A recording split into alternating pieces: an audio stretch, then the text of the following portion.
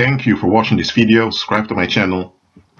What I'm about to say in this recording sounds very logical.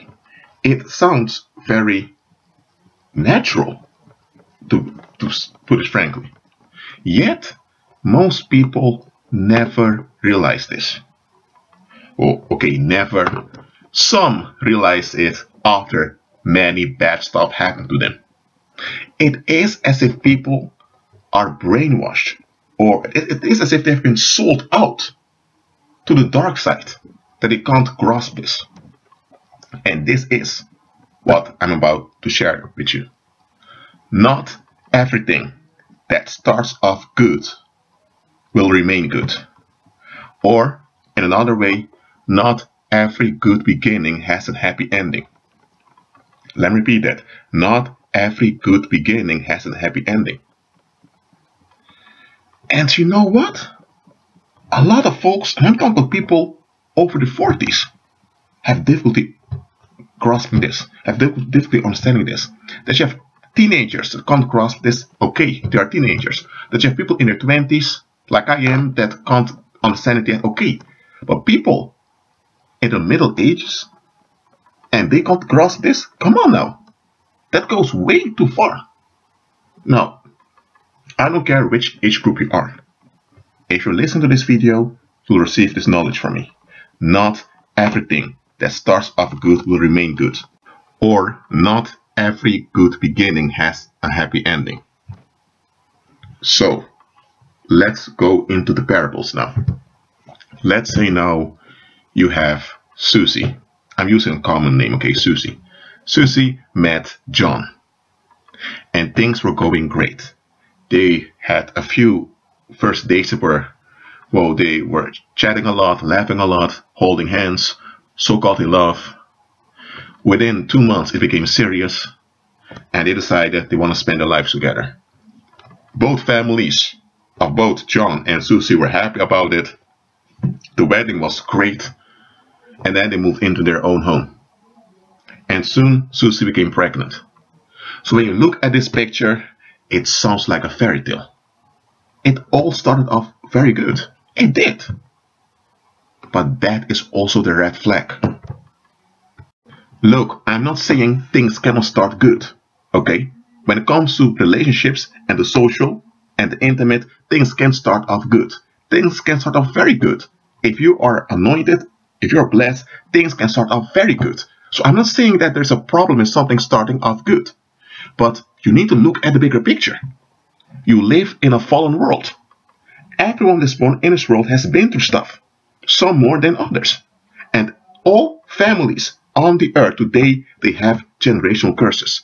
They have demonic strongholds that are keeping them trapped. So when you meet someone, I don't care whether it is just as a friend or as a colleague or as a romantic partner, they come from somewhere. So there is something haunting them. Something wants to hold them. Because Satan and his demons, as I mentioned before, they want to keep everyone in the negative. That includes the individual you met. So he or she also has something that haunts them. So when you meet someone, you have two backgrounds. And those backgrounds can clash culturally. That has nothing to do with the paranormal, anything like that. Culturally, you can clash. But even if you're from the same culture, you still have different households. So there you can have differences. Difference of opinion, differences of how they deal with conflict. And you will face all of this when you're with someone. Okay, even if someone's just a colleague that you're interacting with, there can be differences that you will have to work out. Or if someone is just a friend. So how can it be that you have two people who are romantically interested in one another and they don't sense any differences? Sorry, but that sounds like a spell to me. That sounds like someone has done voodoo or hoodoo or juju or whatever dark art to get that relationship. Such things happen. Let me tell you, they happen a lot. I've seen it happen. That someone does juju or voodoo, hoodoo, whatever type of witch art to get a spouse or just a sex partner to spend time with. It happens a lot. People don't talk about it. Hey, I'm talking realistic facts here. So now, in their marriage, suddenly Susie's behavior changed. She used to be very sweet, very loving and caring towards John. But after their baby turned 2, she kind of became distant. But John was thinking, you know what, she just had a baby. Some women are changed with such experience. And even the family-in-law of John told him, you know what, Susie just had the baby. It changed her life. She needs to get used to being a mother.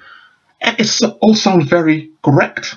Indeed, it is true that some women, when they have babies, well, they need to cope with being a mother now. I can't say from experience because I'm a man, but I think every woman will have this if they have babies. By the way, if you are a mother, listen to this. I'm not a woman, okay? So I can be wrong, but okay, let me continue. Look, so John thought, okay, this is going to pass. Then Susie became very sweet again. But when their child was 10 years old, Susie suddenly began to vanish for a few days. But John didn't even notice it. One of the cousins, female cousins of John, asked John, why is your wife disappearing so often? I mean, there are days she doesn't even come home. This is not the way you treat your spouse. You have a family. You have a child together. A teenager who needs both the parents in his life. She can't do this. John, who was still under a spell, didn't understand what's going on. It was when John began to look at the email messages of his wife that he realized, oh dear, his wife was already pregnant of some other man that she plans to marry after getting rid of John. And when John looked online who this boyfriend of her was, it was some talk that she knew from high school, that she used to hook up with. And when John saw this, the spell broke. And John realized, what the heck is, how did I end up here? Now let me tell you, John, this is what happened. Your wife didn't turn on you. She didn't. She was always like this. When you met her, she just did some juju. By the way, juju is an African form of witchcraft. Okay, we practice in Western Africa. But she did juju, and the demons drawn you to her. So when she saw what the demons had selected, she accepted the choice. And the charm she was operating in caused her to be so charming and so fun to be around. So it wasn't even her own kindness and her own gentleness that you experienced. It was a demonic charm. And you, John, you fell for it. Your family fell for it. Her own family, that means your family-in-law, fell for it. And all started off good. You had some very great times together. On holidays when your baby was born. But look at this. It started off good. It didn't remain good, did it? It had a good beginning, so-called good. It was born out of witchcraft, so I don't really know if you can call it good. But demons do provide good stuff to their followers. But as you know, those demons never do something unless they can kill, steal, and destroy later through it. Every good Satan gives you is to destroy you later on. In this case, something started off good. John, there was no bad intention from your part. You intended to be a faithful husband and wife. You meant all of that. It started off good on your part. But that thing itself was not good. She was not good for you. But you couldn't grasp it because you were so overwhelmed by the good beginning. Well, John, you've learned it now. Not everything that starts off good will remain good. And not every good beginning has a happy ending. Okay, let's turn it around now. Now you have a woman called Francine who married Bart. Okay, that's a Dutch name, but okay, I'm using it. And Bart, after a while, became very angry. There was no witchcraft involved in this case. But Bart did not want to face his own emotional issues. He didn't. He just took it out on those around him. And he took it out on his kids. And from time to time, he smacked his wife. Francine sought for therapy, wanted to work things out. After a while, some of the friends of Francine began to tell Francine, listen, Bart does not want to change. Bart has no intention in looking for safety. He is your husband. He's the father of your children. Your safety of you and your kids should be the #1 priority for him. And you nor your children are safe with him because he doesn't want to look for help. He doesn't want to be delivered from those anger issues. But he does expect you to sleep with him, and he does expect the children to give him homage. I mean, come on. This doesn't add up, Francine. Francine was still thinking of the good times they had together when they were dating and when they got married and how they had fights but they all worked it out. She was so into the good beginning they had together that she didn't realize that things had turned ugly. The dream turned into a nightmare, and the nightmare was harming the children. The nightmare was harming the community because those children are part of the community. And because the children were being harmed, demons now could attach themselves to those children. And those children would grow up, and those demons now would use those grown-ups to harm others in the community. So the community was being harmed. And here's the thing, Francine complied with it. She tolerated it. She enabled it because she was so holding on to the good beginning she had with Bart. Now listen, Francine, you had a good beginning with the guy. It was natural affection. You grew together. But look at this. That man doesn't want to grow. He doesn't want to move on. And because of that, he has become dangerous unto himself and to others. And you don't want to face reality because you're so into the dream of you being together, growing all together and all of that. There's nothing wrong with remaining together with someone and growing all together. In this case, it's not supposed to happen because that guy is dangerous. He's harming your kids. Come on now. Things have turned ugly. Not everything that starts off good will remain good. Now, those are two examples of romantic relationships that turned fatal. Such things happen often in the world. And here's the thing. Most of the time, when the romantic relationships, whether it's a marriage or just boyfriend-girlfriend relationship, I don't care which type it is, most of the time, when romantic relationships turn fatal, the people involved don't notice it. Some people around notice it, because often the environment is also asleep.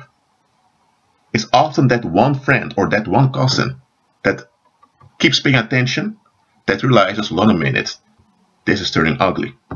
Alright, apart from romantic relationships, it can be that you're at a party with people. It's just a party. It can, or whether it's a festival or just a party at a pub or a party at, at a church or just a party. And people are having a good time. But then someone enters the party. This individual is invited, so he or she is not a stranger that just comes along and disturbs stuff. But this individual carries tension with him or with her. Let's say it's a she. She carries tension with her. So now she's at the party, and there are unclean spirits attached to her. Now, the unclean spirits want to kill, steal, and destroy. So she has that tension with her, which is like a mine. And the unclean spirits want this mine to go off at the party, because then it would have more damage and it would traumatize people more. So she's at the party, and the demons are now sending off negative energy from her to other people. So some people feel uncomfortable around her. So after a while, there's this uncomfortable atmosphere at the party. And some people act out this discomfort. So now there's small fights. Not loud enough to disturb the whole party, but there are some fights. But the atmosphere is already changing. A thick cloud of negative energy is forming. Let's say now you have a guy called Justin, and Justin sensed that the climate has changed. while others are just there enjoying the music. He senses something isn't right, and he feels as if he needs to leave. So Justin leaves the party. Afterwards, he hears that there was a stabbing, and 2 people ended up in intensive care. What happened? The party started off good, but it didn't remain good. It had a good beginning, but no happy ending. And let me tell you, this knowledge of knowing that not every good beginning has a happy ending, the moment that this gets through you, you are very blessed. There are some unbelievers out there who realize this very well, and that's why they avoid many bad situations. They sense when something is turning ugly and they leave. But a lot of folks don't have this, because a lot of folks don't make sense. And unfortunately, there are many believers that don't make sense either, because they keep holding on to churches that are lying to them, because they want the validation that they are going to church, that they are good Christians. And they don't even check whether those criteria that they want validation for are in line with Christ. First of all, they shouldn't be looking for validation from others to begin with. So they need to be delivered. But they don't want to see this. They're so into the validation they get from others for being good Christians. And to get this validation, they're putting up with a lot of stuff that are anti-Christ. They shouldn't be like this. Look, I also want to give you another understanding that will benefit you. Some things begin chaotic, but they work out beautifully. Okay, that may not be correct English. Let me say it one more time, but in another way. Some things begin ugly, but they work out in glory. Okay, let me repeat that one more time. Some things begin ugly, but they work out in glory. Let's say you were fired from your job. You were fired, you had no income anymore. You thought, okay, what is this? How am I going to pay the rent? You were in stress. So you looked for another job, and within a month you got another job. You still had 1 month's rent that you owed your landlord. And eventually you paid off that 1 month's debt. But hold on a minute. You lost your job, right? You were fired. Now you have another job. And now at the other job, your employer is offering you courses. He pays for courses for you to grow. So you take like 3 courses. And after a year, now you are promoted to a higher position. But then the company that you're working for is about to go bankrupt. But here's the thing. You have 3 more diplomas. And with these 3 diplomas, you now can start your own business, or you can get a high position with high salary at another company. So what has happened here? The situation was ugly. You were fired from your job due to a conflict. It wasn't a good thing that happened, but that ugly thing worked out into glory. And such things often happen. Okay, I don't want to make this video about me, but I'll talk about me. In 2014, well, I collapsed mentally. I was working on my bachelor's thesis for cultural anthropology, and things didn't go anymore. Eventually, I had to stop studying. I also couldn't work anymore, so I couldn't be employed. I had my own apartment. I had to give it up because I couldn't work, neither could I study. So it was a year with disasters, especially the second half of 2014. I literally collapsed mentally and I didn't even realize it. That was when the PTSD that I was suffering manifested completely. I had nightmares, I had troubles breathing, I had shocks going through my body as if I was chased. I had difficulty sleeping.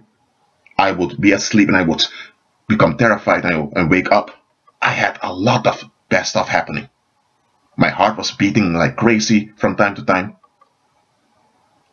And this lasted till 2016. So the whole of 2015, man, what the hell that was. And you also had people that didn't know what was going on. I didn't even realize what was going on. Because my sense of time well, it kind of became messed up. It was 2 years, but it felt as if it was 10 years. Yet people leaving me, friends cutting me off, yet people that began to talk bad about me, saying things like, oh, he can't even finish his college degree. Look what a loser he is. Some of them were even relatives, began to talk dirty behind my back and all of that. I mean, what? Things were, man, I was thinking, Lord, why am I going through this? I was praying and fasting, but things seemed to get worse. But look at this. In January 2015, I began to write stories. Just thinking of concept writing stories, I began to read online documents, historical documents that are scanned from archives. I began to read them. And based upon that information, I made historical fiction. Those were just concepts. 2017, I recovered from PTSD and I began to finish what I began. And I published some of those books. And since then, I kept on writing, and that's how I became an author. And now I have many books published online. Now, was that PTSD a good thing? No. Why did I get PTSD? Of things that happened in the past, some stuff that shouldn't have happened. So things began ugly, okay, but it worked out into glory. Well, that is what happened. And here's the thing, it is during that time when I was making videos on this YouTube channel that I gained the most reach. And now I have over 1.1 million views. And I was thinking, how could this be? But look at this. When you follow Christ, things that were intended to be ugly for you will work out into glory. That doesn't take away that the ugly thing is ugly. It is ugly, but it works out into glory. Now, of course, there will be beautiful things that will happen also as a believer. Of course. But understand this. As a believer, you ought to realize that not everything that starts off good will remain good. Because that is the trick the enemy is using on many people. On all unbelievers, and unfortunately also on some believers, the enemy is using the trick of good beginnings. That's why I often said to you, stop expecting everything to start off easy in your life. Stop doing that.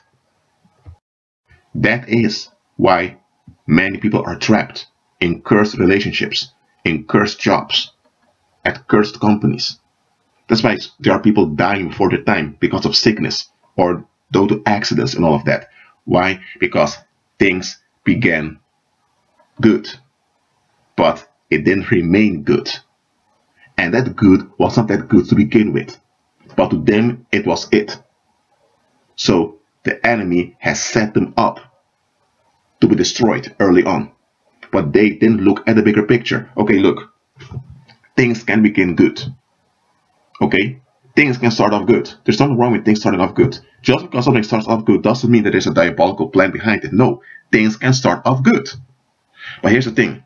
There are times things start off good and later the enemy comes along and see where he can put destruction. The enemy doesn't always just come with destruction just like that.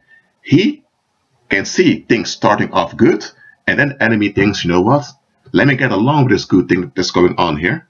Whether it's a relationship, whether it's a marriage, or whether it's a business, or whatever it is, the enemy thinks, let me get along with it, let me see how it develops, and once I see an open door for me to enter in, I'll enter in, and before these people know it, I'll snap them away. That's how the enemy is. So, when things start off good, be happy, okay?